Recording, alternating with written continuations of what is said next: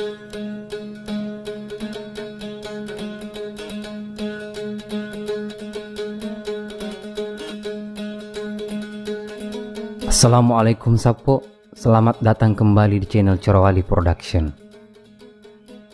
Setelah kemarin kami membahas dua orang tokoh yang dianggap sebagai wali Pitue, yakni Latendritatta Arupalaka dan Pettalolo Lasinra. Pada kesempatan kali ini, kami kembali akan membahas tentang sejarah dan karomah salah satu tokoh wali Pitue yang bernama Kyai Haji Muhammad Tahir Imam Lapeo, atau yang terkenal dengan sebutan Tosalama Imam Lapeo.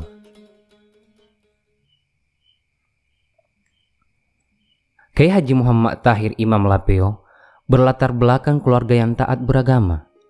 Bapaknya bernama Muhammad bin Haji Abdul Karim Abtallahi. Latar belakang yang taat beragama inilah yang sangat berpengaruh dalam proses perkembangan jiwa Kyai Haji Muhammad Tahir Imam Lapeo dan mewarnai kehidupannya sejak beliau kanak-kanak.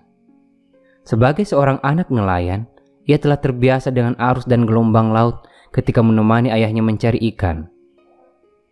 Tidak mengherankan, sejak umur 15 tahun, beliau telah berani mengikuti pamannya, Haji Buhari ke Padang, Sumatera Barat, berdagang lipak sabbe.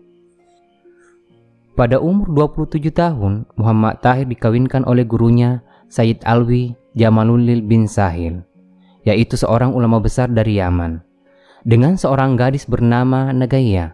Kemudian namanya itu diganti menjadi Rugaya.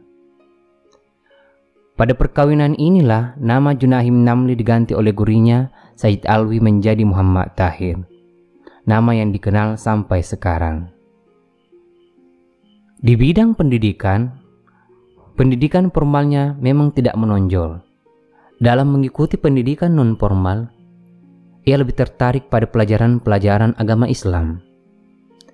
Di usia kanak-kanaknya, Junahim Namli telah hatam Al-Quran beberapa kali melampaui teman sebayanya. Menjelang usia remaja, ia lebih memperdalam bahasa Arab seperti Nahwu Syarab di Pambusuang. Lalu dia pergi ke Pulau Salemo menimba dan menambah ilmu-ilmu agama Islam. Beberapa tahun ia tinggal di Salemo.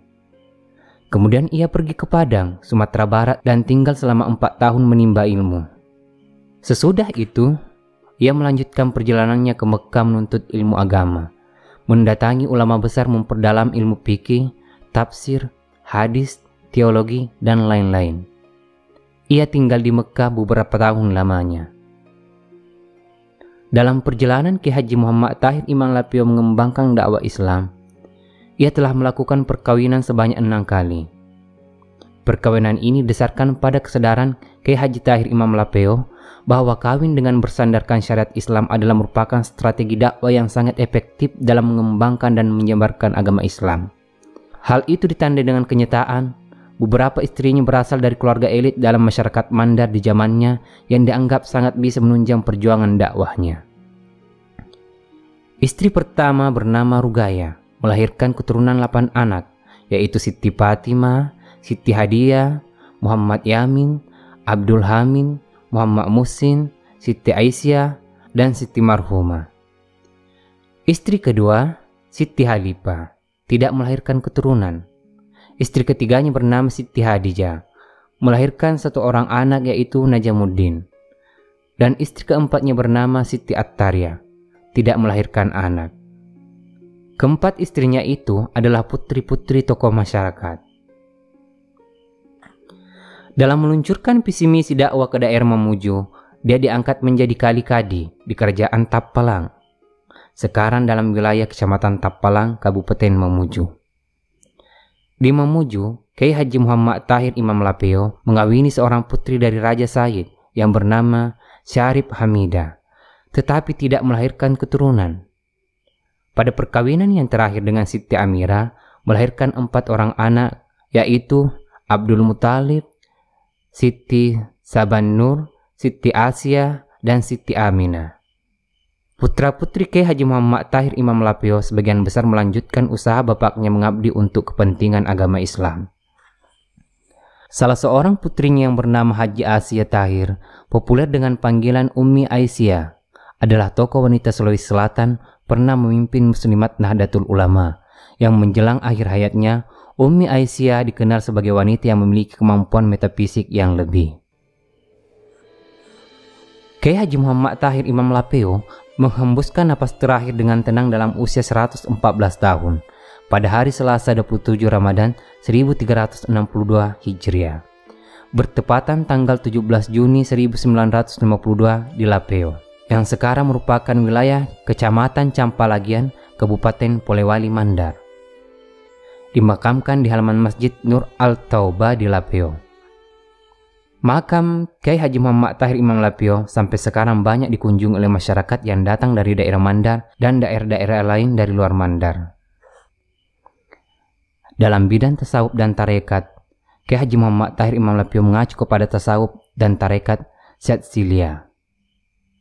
Berikut ini beberapa kisah kekeramatan Tosolama Imam Lapeo yang dipercaya kebenarannya oleh sebagian besar masyarakat Mandar zaman dahulu.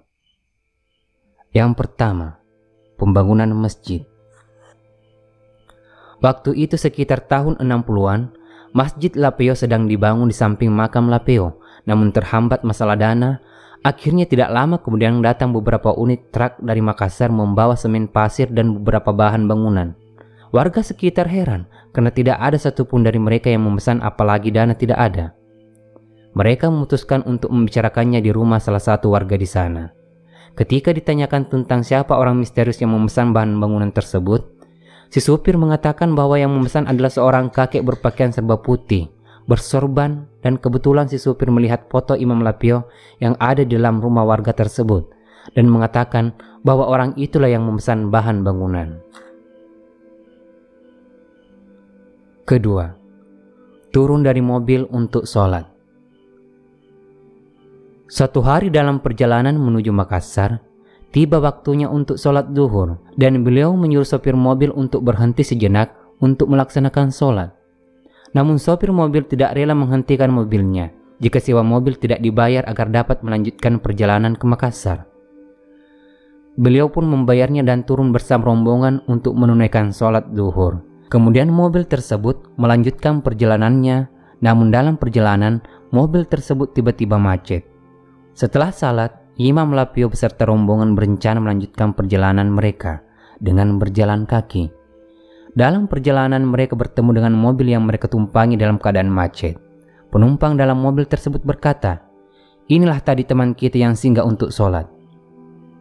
Imam Lapeo pun naik di atas mobil tersebut dan tidak lama kemudian mobil tersebut bisa jalan dan normal seperti semula. Ketiga, gema teriakannya di telinga pencuri. Suatu hari, ada seseorang yang memasuki kebunnya di Galung Lampu, berencana untuk mencuri buah-buahan yang ada di dalamnya, yakni memanjat pohon kelapa. Tiba-tiba terdengar teriakan Imam Lapeo, sementara beliau tidak ada di kebun. Orang tersebut lari sekencang-kencangnya. Suara tersebut masih saja terdengar. Dia pun tidak bisa tidur dibuatnya karena terus mendengar suara Imam Lapeo.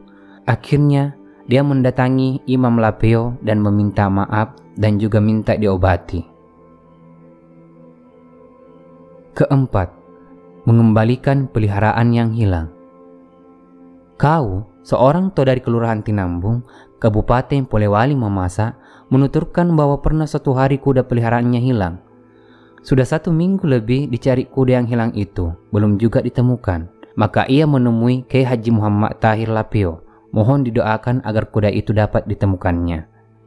Selama Imam Lapeo memejamkan mata lalu mengangkat tangannya sambil berdoa. Ia berkata kepada kau bahwa kuda yang dicari sekarang dalam perjalanan pulang ke kandangnya.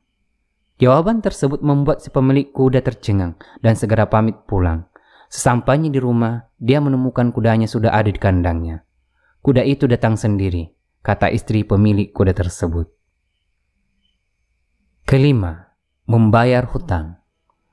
Suatu hari, Kiai Haji Muhammad Tahir Imam Lapeo ingin membayar hutang karena waktu yang disepakati telah sampai. Hutang tersebut adalah harga bahan-bahan bangunan Masjid Nur At-Taubah Lapeo yang dipinjam oleh beliau untuk perluasan bangunan masjid. Tetapi sampai pada malam hari itu selama Imam Lapeo belum juga mempunyai uang, sementara besoknya hutang itu harus dibayar. Lalu Malam itu juga ia mengajak putranya Muhsin Tahir beserta kusir Bendi berangkat ke Majene, menemui Haji Hasan, pedagang yang memberi utang kepada panitia pembangunan masjid dengan maksud minta perpanjangan waktu peminjaman. Dalam perjalanan dari Lapeo menuju Majene, semua masjid yang dilewati disinggahi untuk melaksanakan sholat sunnah, antara lain masjid-masjid Karama, Tanga-Tanga, dan Tinambung. Dari Tinambung beliau terus ke Limboro dan Lembang-Lembang. Di kedua masjid itu ia melakukan salat agak lama. Menjelang subuh hari, baru ia dan putranya meneruskan perjalanan ke Majene. Dalam perjalanan antar Lembang-Lembang dan Tinambung, tiba-tiba ia ditahan oleh seseorang yang sama sekali tidak dikenalnya. Orang itu memberikan satu bungkusan sebagai oleh-oleh kepada Toselama Imam Lapeo. Lalu diperintahkannya kepada anaknya, Muhsin Tahir, yang menyertainya malam itu mengambil bungkusan tersebut. Perjalanan ke Majene dilanjutkan. Setelah sampai di rumah Haji Hasan di Majene, bungkusan tersebut dibuka dan ternyata bungkusan tersebut berisi uang pas yang dipakai untuk membayar hutangnya kepada Haji Hasan.